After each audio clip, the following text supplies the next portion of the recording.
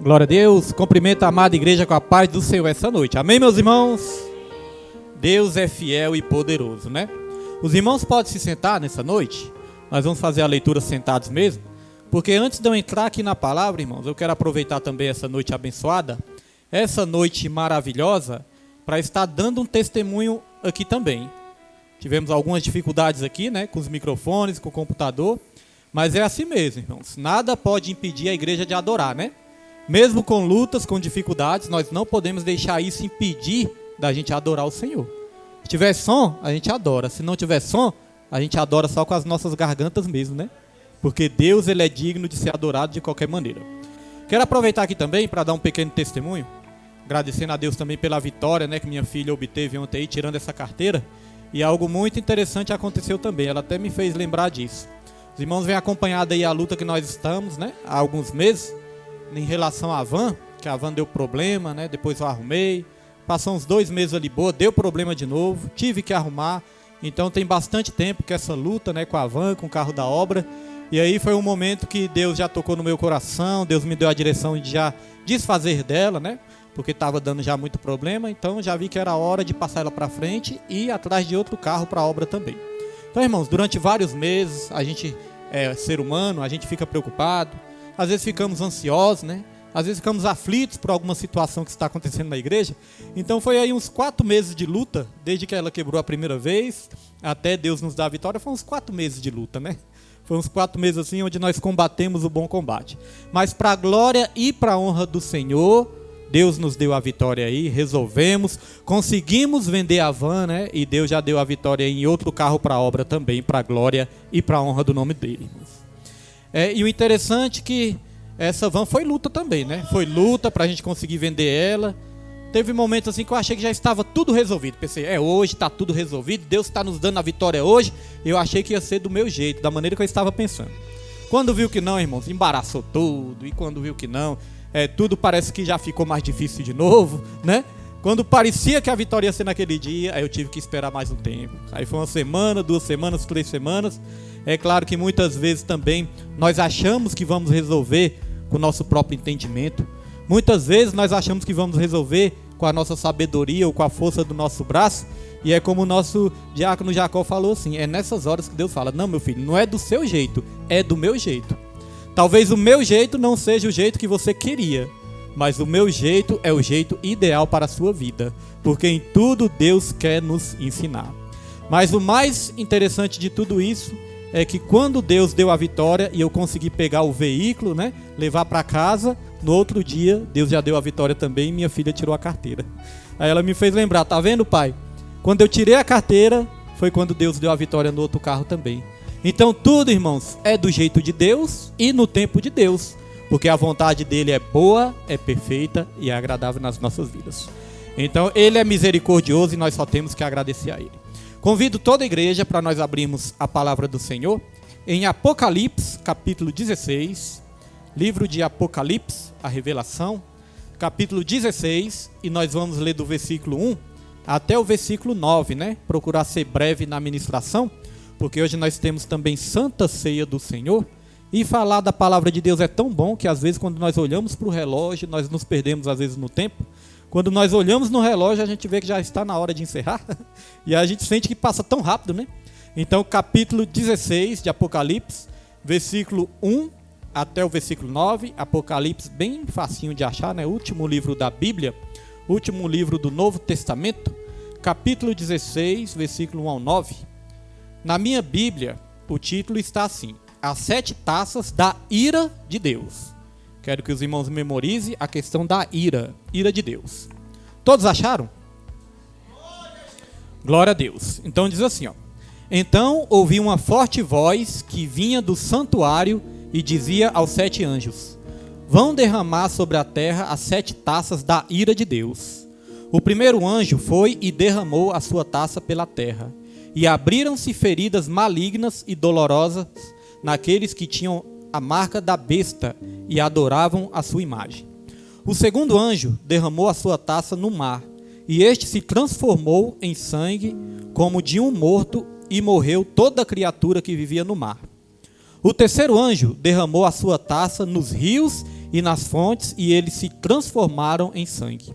Então ouvi o anjo que tem autoridade sobre as águas dizer: Tu és justo, tu, o santo que és, que eras, porque julgastes estas coisas. Pois eles derramaram o sangue dos teus santos e dos teus profetas, e tu lhe deste sangue para beber, como eles merecem. E ouvi o altar responder: Sim, Senhor Deus Todo-Poderoso, verdadeiros e justos são os teus juízos. O quarto anjo derramou sua taça no sol, e foi dado poder ao sol para queimar os homens com fogo.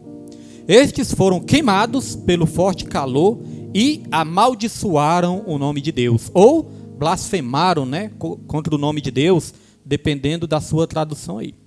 Então aqui diz: estes foram queimados pelo forte calor e amaldiçoaram ou blasfemaram o nome de Deus, que tem domínio sobre estas pragas, contudo recusaram arrepender-se e glorificá-lo.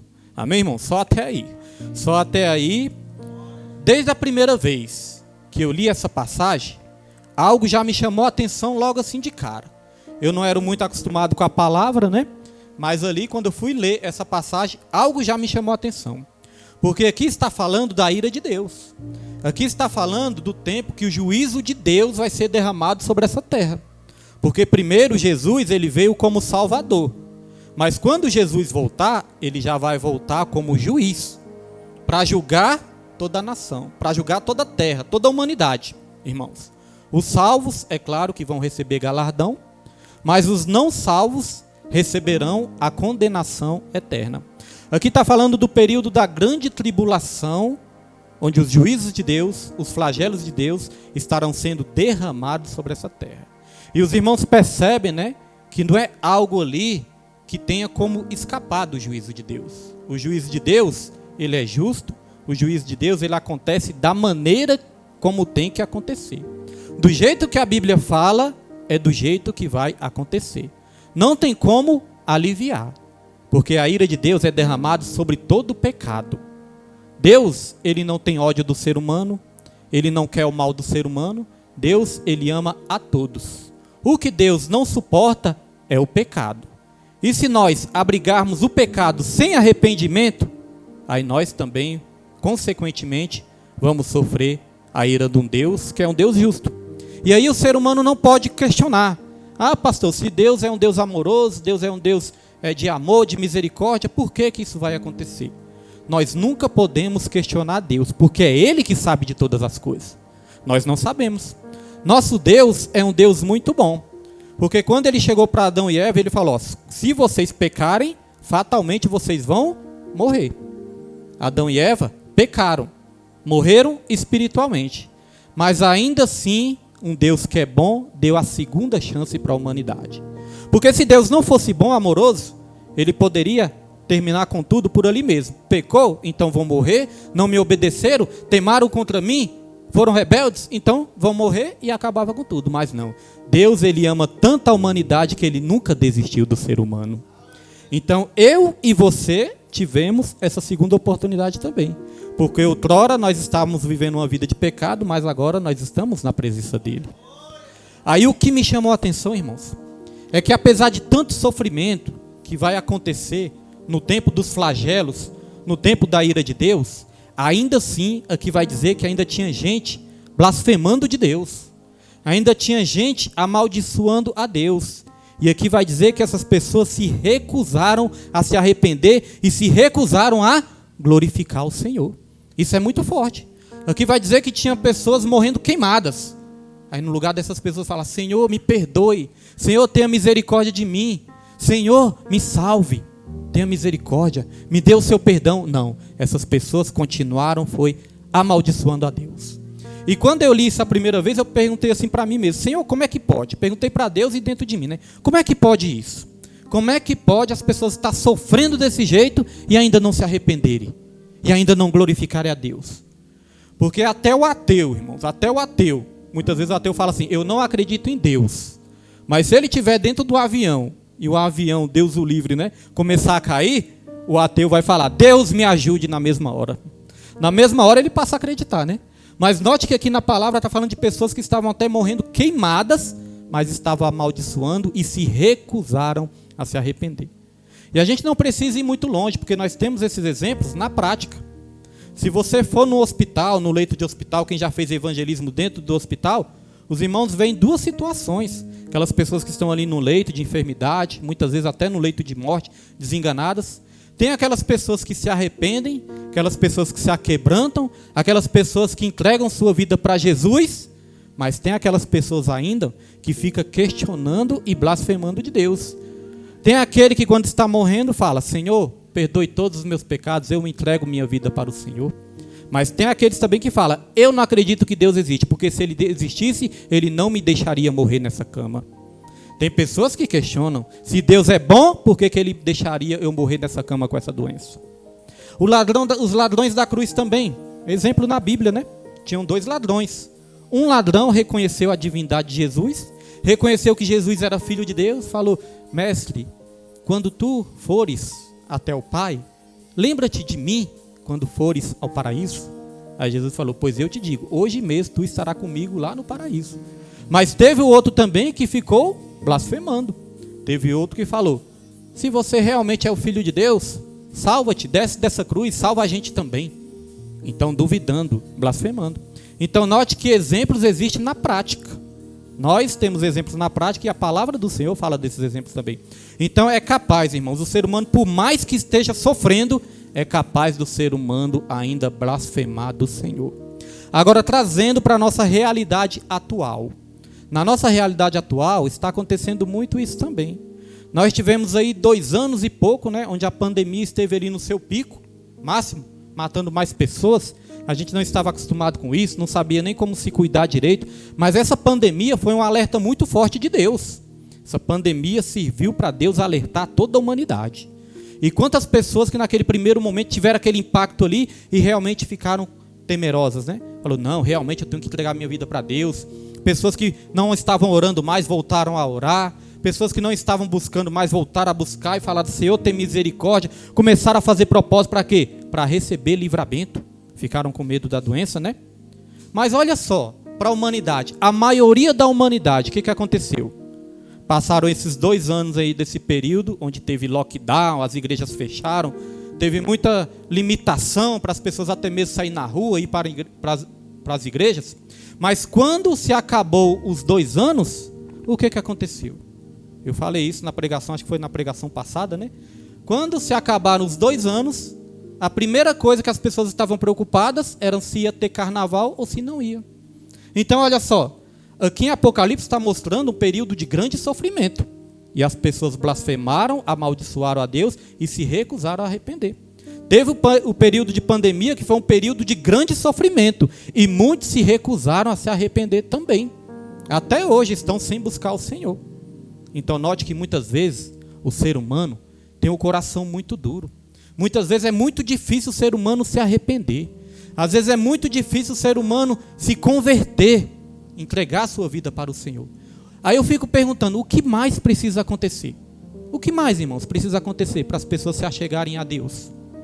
Muitos falam, não, eu já tenho Deus no meu coração. O pastor está falando essas coisinhas, mas eu já tenho Deus no meu coração. Mas eles dizem que tem Deus no coração, mas as atitudes não dizem essas coisas. Porque quem tem Deus no coração, busca adorar a Deus, busca comunhão, busca uma igreja, busca fazer o serviço do Senhor, busca fazer a obra do Senhor. Não vive entregue às suas próprias vontades, aos seus próprios prazeres. Então, o que falta mais acontecer para a humanidade verdadeiramente se arrepender? Porque eu lembro que no ano passado, parece que no ano passado o carnaval foi bem limitado também, né? Teve só em alguns lugares, ainda estava bem limitado.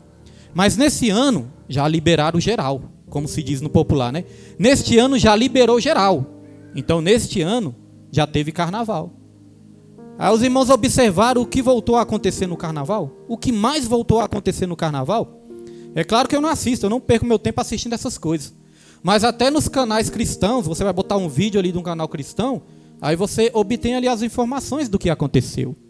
Então, neste carnaval, alguns até acham que esse carnaval foi o carnaval que eles mais blasfemaram de Deus. É porque a mídia não vai mostrar muito essas coisas não, né? Vai esconder uma coisinha ali, vai disfarçar, a mídia vai romantizar, vai dizer que aquilo ali é cultura, que não tem problema nenhum. Eu estava ouvindo a entrevista do coreógrafo que fez aquela coreografia com aqueles atores, que um ator representou o diabo e outro representou Jesus. Aí teve o coreógrafo que ensaiou eles. Esse coreógrafo, olha a entrevista dele. O repórter perguntou como é que foi a preparação, como é que foi tudo. E ele falou ali com todas as letras. Foi muita preparação, foi muita dedicação, foi muitos anos dedicando, ensaiando. Foi um trabalho muito duro. O ator que fez Jesus, ele saiu todo ensanguentado de verdade, porque arrastaram ele de verdade mesmo, né? Aí eu penso, olha só como o inimigo das nossas almas, como que ele se dedica para fazer o mal. E às vezes, irmãos, nos falta dedicação para fazer o bem. Porque o diabo não brinca de ser diabo. O diabo e os seus adeptos se dedicam muito para fazer o mal. Eu já estava estudando sobre essas coisas, outras religiões também. Irmãos, muitas religiões que são religiões não cristãs e que se voltam para esse lado do mal, lado da magia negra, lado de feitiçaria, lado de adivinhações, tem religiões, irmãos, que os seus integrantes jejuam 40 dias. De 2 em 2 meses jejuam 40 dias. Às vezes, de mês em mês faz jejum ali de 21 dias. E o jejum deles é um jejum muito puxado. Eles se dedicam mesmo a fazer o mal. Se consagram mesmo, só que se consagram, né, a demônios. Se consagram ao diabo. Mas é muita dedicação. Pessoas que mexem com magia negra, elas saem de madrugada. 2 horas da madrugada, 2h30, 3 horas da madrugada, sai para fazer o mal. E às vezes o Espírito Santo nos acorda ali às 3 horas da manhã, a gente fala, não, senhor, eu estou cansado, deixa eu orar deitado mesmo, não é? Então muitas vezes nós corremos o risco, a igreja corre o risco de estar perdendo terreno para o inimigo. Porque Deus, ele age, mas ele age através da consagração, santificação, através da oração. Então é hora da igreja despertar e se levantar, irmãos, porque o reino das trevas está investindo pesado. É só olhar as notícias, só olhar o que está acontecendo. Não tem como mais a gente não enxergar que o reino das trevas, ele está avançando cada vez mais e para calar o povo de Deus. A Bíblia fala que as portas do inferno não prevalecerão contra a igreja. A Bíblia fala que maior é o que está conosco do que o que está no mundo. A Bíblia diz isso. Mas não é de qualquer jeito que nós vamos usufruir desse poder. Não é de qualquer maneira, não. Se eu estiver na carne, se eu estiver sendo aquele crente relaxado, aquele crente que não busca, que não ora, que não se santifica, irmãos, eu não vou experimentar deste poder. A Bíblia fala assim, ó, sejam sempre alvas as suas vestes e que nunca falte óleo sobre a sua cabeça. O que significa vestes alvas? Vestes limpas, vestes brancas? Isso significa o quê? Separação, santidade, limpeza. É nós estarmos limpos de todas as consciências desse mundo. Então, meus irmãos, nós precisamos cada vez mais dessa consagração nas nossas vidas. Deus, ele tem falado muito de avivamento, mas a Bíblia fala, e também eu tenho ouvido falar muito disso aí, que o avivamento só vem através do arrependimento. Essas pessoas se recusaram a se arrepender e a glorificar o Senhor. Então, olha só no carnaval, que interessante. No carnaval, além do ímpio, né, já está blasfemando do nome do Senhor, várias escolas de samba colocaram demônios lá, eles nem disfarçam mais, fazendo ali aqueles carros alegóricos, né, de demônios, exaltando ao Satanás, exaltando ao demônio. Teve um ator aí também, um integrante de uma escola dessa aí, que se pendurou, fazendo de conta que era Jesus, e estava pendurado, no final passou mal ali, né, deu essa polêmica também. Teve uma atriz famosa que se vestiu de dragão. E nós sabemos que na Bíblia o dragão representa Satanás, a antiga serpente. Então essa atriz, ela se vestiu ali de dragão e um dragão vermelho. Um dragão vermelho ali, e começou a exaltar Satanás.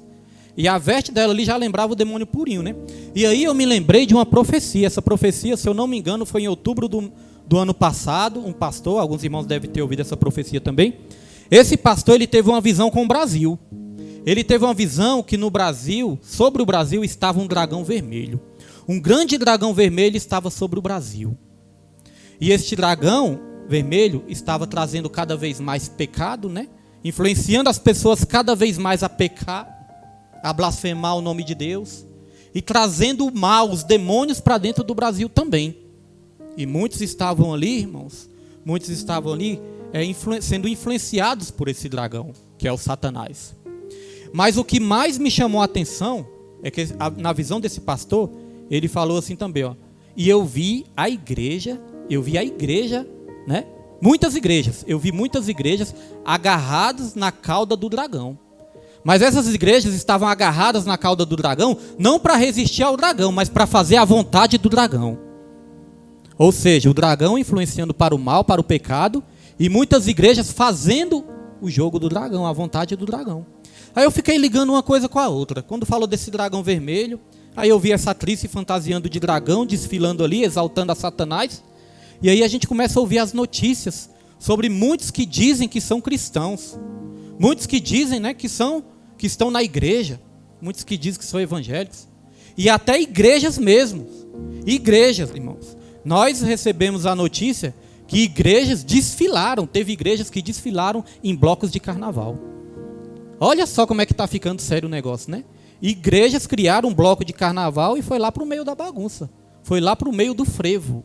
Ou seja, se adaptando às coisas do mundo. Outras igrejas trouxeram escola de samba para dentro da igreja. Aí o que acontece? A Bíblia fala que nós não podemos nos parecer com o mundo. Não podemos nos conformar com o mundo. Porque essas pessoas vão dizer, pastor, isso é uma estratégia para ganhar aqueles que estão no carnaval. Irmãos, nós não precisamos dessas estratégias mundanas para ganhar ninguém para Jesus. Para ganhar alguém para Jesus, nós só precisamos de oração e da palavra fiel e verdadeira. Porque senão essa pessoa não está vindo para a igreja por causa de Jesus, está vindo porque gostou do batuque. Não é assim que se ganha as pessoas. Se ganha as pessoas com a palavra verdadeira. Mesmo que a palavra muitas vezes vai doer, vai cortar, mas se ganha as pessoas é com o evangelho de Cristo, o evangelho da salvação. O apóstolo Paulo falou, eu não me envergonho do evangelho, porque o evangelho é poder de Deus para a salvação de todos aqueles que creem. Não precisamos de nada, de nenhum artifício para ganhar as pessoas para Cristo. Precisamos do evangelho de Jesus. Então o inimigo está enganando muitos. Olha só se essas pessoas não estão sendo influenciadas pelo demônio, né? Se fantasiam de demônios, muitas vezes sambam carnaval aí praticamente nuas, né? Alguns já estão até nus. É praticamente ali um culto à depravação, um culto a Satanás, um culto à indecência, um culto a tudo aquilo que é contrário às leis de Deus, irmãos. Vocês veem que o carnaval é uma depravação total, onde os demônios são soltos mesmo. E aí eu estava ouvindo também um pai de santo, isso aí foi um testemunho do pai de santo. O pai de santo, ele estava sendo entrevistado. Aí o pai de santo começou a contar, falou, olha, na época de carnaval, é a época que os filhos de santos mais se consagram. É a época que eles mais se consagram. Eles raspam a cabeça, eles começam a jejuar, e o jejum é muito rigoroso, jejua, se consagra mesmo ao demônio. Porque são nessas épocas de carnaval, onde os demônios estão mais livres para fazer o que querem. Porque os demônios se alimentam, sabe de quê, irmãos? Ele falou, os demônios se alimentam do pecado da humanidade. O pecado da humanidade fortalece os demônios. E não é assim mesmo? Porque se na nossa casa a gente estiver atraindo a presença do Espírito Santo, a gente conhece a palavra, estiver atraindo a presença do Espírito Santo, a nossa casa vai começando a ser cada vez mais abençoada. Nós vamos experimentando da alegria, da paz, da comunhão com a família, vamos prosperando em todas as áreas. Agora, se o lar for aquele lar tribulado, onde muitas vezes vai estar ali muitas pessoas entregues aos vícios, entregues aos prazeres, às drogas, aí o esposo estiver xingando a esposa, ou a esposa xingando o esposo, brigando com os filhos, aquela coisa toda. Este lar vai ficar cada vez mais infeliz, porque os demônios vão estar agindo neste lar aí também. Então esse pai de santo falou, no carnaval é a época que os filhos de santos mais se consagram, e a época em que o mal prevalece cada vez mais, porque os demônios estão se alimentando do pecado de toda a humanidade. E o que eu achei interessante, e até pessoas que se dizem cristão também, né, subindo em trio elétrico, seminus, dizendo que são cristãos, mas sambando. Tudo isso teve nesse carnaval. Isso que eu estou relatando foi tudo notícias que nós vimos aí. E aí o que acontece? Eu acho interessante que a mídia não fala nada contra isso, né? A mídia acha bonito, a grande mídia acha bonito. Não, é cultura, isso é lindo, é o povo se divertindo, é o povo se alegrando. Eles chegam até a dizer assim, são as famílias se alegrando. Ali no carnaval estão as famílias se divertindo. Irmãos, minha família, Deus me livre, né, de estar no meio dessas coisas aí. O que eu acho interessante é que a mídia romantiza isso. A mídia passa isso aí como se fosse uma coisa bonita. E aí vão influenciando os nossos jovens também para essas coisas ruins. Agora, interessante que contra isso a mídia não se levanta. Mas estava na Almadeb, eu até fui num desses dias aí, né? Estava tendo um congresso na Almadeb. E nesse congresso da Almadeb, um pastor americano, Deus teve que mandar até um pastor americano para cá, irmãos, porque às vezes o profeta de casa não tem honra, né? Às vezes os profetas brasileiros não estão dando ouvidos. Aí Deus trouxe um profeta americano. E esse pastor, irmãos, ele pregou a palavra mesmo. Ele pregou o verdadeiro evangelho. E ele não falou nada de errado. Ele não falou nenhuma mentira. Ele falou das pessoas que estão tendo reserva no inferno. Das pessoas que estão ajuntando reservas no inferno. Ele não estava falando ali das pessoas especificamente. Estava falando daqueles que praticam esse pecado. Ele não estava apontando A ou B. Ele não estava apontando dedo para ninguém. Ele estava falando daquilo que a Bíblia ensina. Pessoas que abrigam esses pecados. Então ele falou, a pessoa que rouba, a pessoa que mata, a pessoa que se prostitui, a pessoa que se sensualiza, a pessoa que tem relação com o mesmo sexo. Ele começou a falar de tudo. Ele falou, todas essas pessoas estão tendo reservas no inferno. Aí sabe o que aconteceu? A imprensa, a mídia já foi em cima desse pastor. Um deputado já quis acionar esse pastor criminalmente. Então hoje em dia pregar a verdade é crime. Hoje em dia, dançar nu, dançar pelado, blasfemar, cultuar o Satanás, xingar, sensualizar as crianças, erotizar as crianças, né? Levar essas ideologias para o colégio, nada disso é crime. Mas se pregar a verdade, é crime. Eles estão querendo criminalizar a verdade cada vez mais. É por isso que estão censurando. É por isso que estão perseguindo. E isso vai aumentar cada vez mais. Então quiseram acionar o pastor criminalmente. Muitos pastores se levantaram, né, para apoiar esse pastor, mas outros ficaram caladinhos, já se acovardaram, ficaram com medo. Aí sai alguém, porque muitas vezes a pessoa pode pensar assim, pastor, mas não pode falar de inferno não, porque se falar de inferno, as pessoas vão se escandalizar, as pessoas vão sair da igreja, as pessoas vão achar isso aí muito forte. Mas irmãos, Jesus Cristo, quando esteve nessa terra, ele ensinou mais sobre o inferno do que sobre os céus. Já foi feito esse estudo. Por quê? Porque Jesus Cristo não quer que a gente vá para lá. Então, quando esse pastor pregou, ele pregou toda a verdade, porque a palavra de Deus fala. Quem ficará de fora? Quem ficará de fora? Olha só, Apocalipse capítulo 20.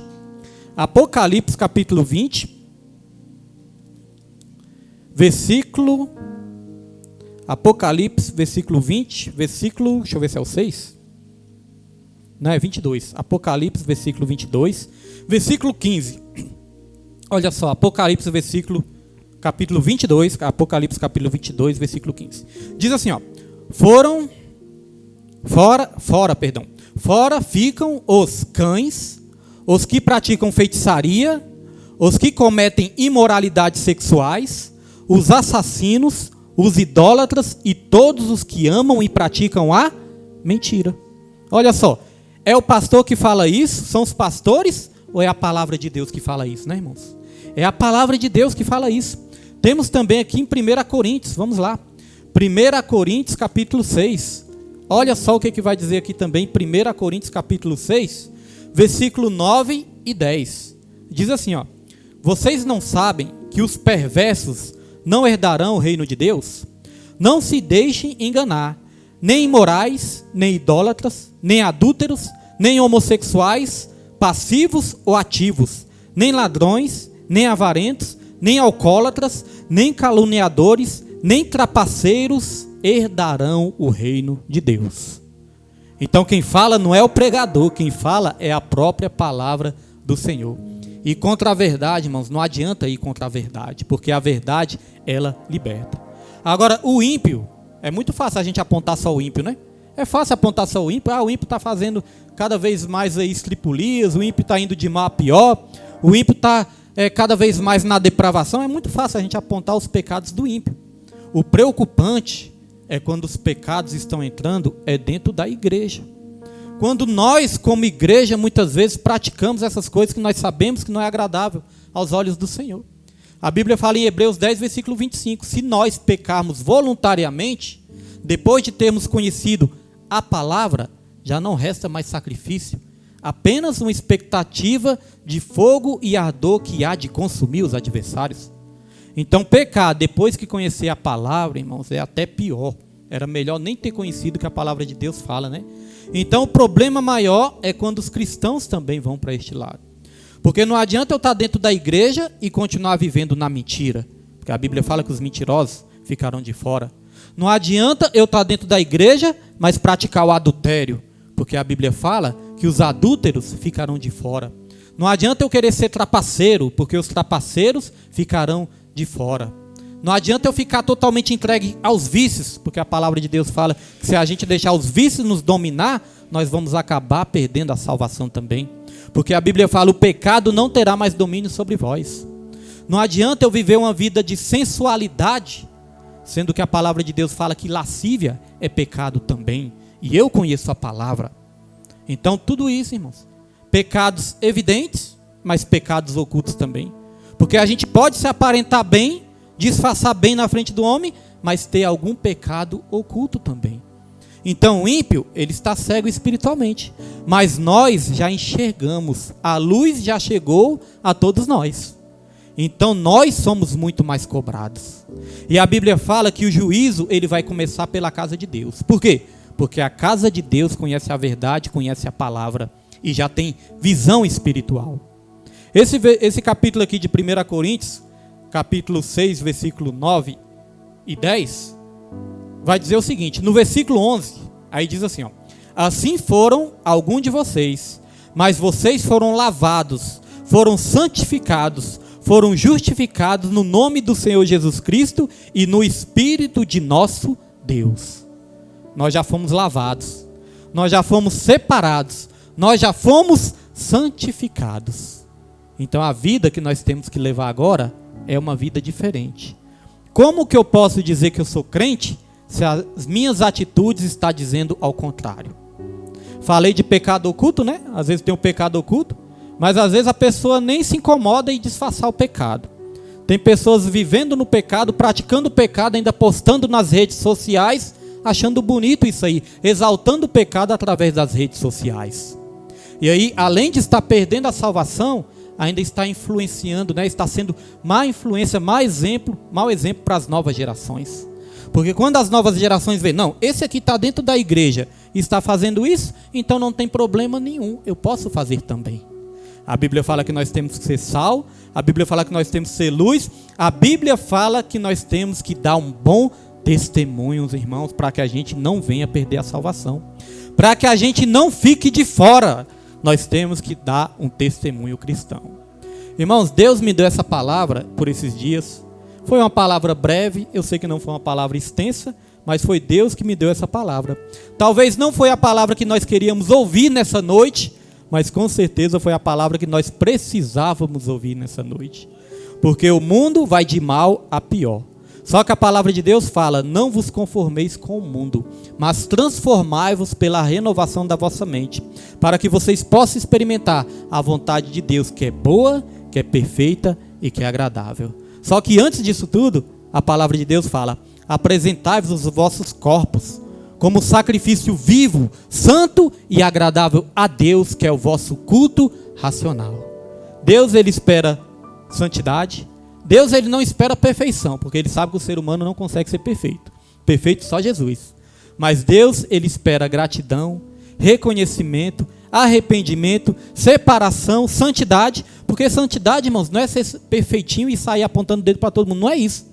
Santidade é a gente reconhecer que nós temos pecados, que nós praticamos pecados, que nessa terra ainda nós temos que lutar contra o pecado, mas a gente pedir a misericórdia de Deus. Deus, me ajuda a vencer. Eu sei que eu não vou vencer com as minhas forças, eu vou vencer com a sua graça, porque nós somos salvos pela graça mediante a fé. Isso não vem de nós, é o dom de Deus. Santidade é você lutar contra o pecado. Não é que você nunca vai pecar, mas você não vai ter mais prazer. Você não vai gostar mais do pecado. Você não vai se gloriar mais do pecado. Quando eu falei de redes sociais é porque às vezes parece que a pessoa quer exaltar o seu pecado nas redes sociais. Estou pecando e quero que todo mundo veja. Exaltação ao pecado. Então nós temos que ter vigilância, irmãos. Porque as redes sociais também, hoje em dia, é uma janela para o mundo. Aquilo que você posta é aquilo que muitas outras pessoas vão ser alcançadas também. Falei hoje com o Diácono Jacó. Diácono Jacó, às vezes quando a palavra de Deus fala muito comigo assim, eu já gosto de botar no status. Porque eu sei que no status sempre vai ter alguma pessoa que vai estar precisando dessa palavra. Então nós podemos ser canais de bênçãos também com as ferramentas que nós temos nessa terra também. Não vergonha para o Evangelho, né? E a Bíblia fala que não há nada oculto que não venha a ser revelado. Às vezes a pessoa quer esconder da igreja, às vezes a pessoa quer esconder do pastor, aí chega um irmão que às vezes nem vai na igreja, mas chega lá, pastor, aquele irmão ou aquela irmã é da tua igreja? É, eu vi ele lá não sei aonde fazendo não sei o quê. Irmãos, não é nem o pastor que vai atrás. A notícia chega no ouvido do pastor. Não é o pastor que está indo fofocar, investigar a vida de ninguém. Às vezes, muitas vezes chega no ouvido do pastor. Eu só falo, irmãos, vamos orar, né? Vamos orar por essa vida e pedir para que Deus transforme essa vida, não é? Mas, irmãos, não há nada oculto que não venha a ser revelado. Essa palavra, como minha esposa sempre diz, né? Primeiramente é para nós, porque se não falar comigo, não tem como falar para a igreja. Mas eu creio na vitória, porque aqui nesse capítulo de 1 Coríntios falou assim, antes, outrora, nós éramos essas pessoas, roubadores, mentirosos, né? Estava na lascívia, praticando essas porqueiras tudo. Mas hoje em dia nós fomos lavados pelo sangue de Jesus. E hoje nós estamos aqui para fazer memória disso. Fazer memória de Jesus, irmãos. Nos lembrar que Jesus, ele pagou um alto preço para que eu e você pudéssemos estar aqui nessa noite, sendo lavados e remidos pelo nome dele. Nós vamos hoje estar ministrando a Santa Ceia do Senhor e estar com o nosso coração grato, porque esse juízo aqui, Jesus ele nos falou dessa palavra para que a gente não venha experimentar desse juízo de Deus, mas para que a gente venha experimentar a glória do Senhor.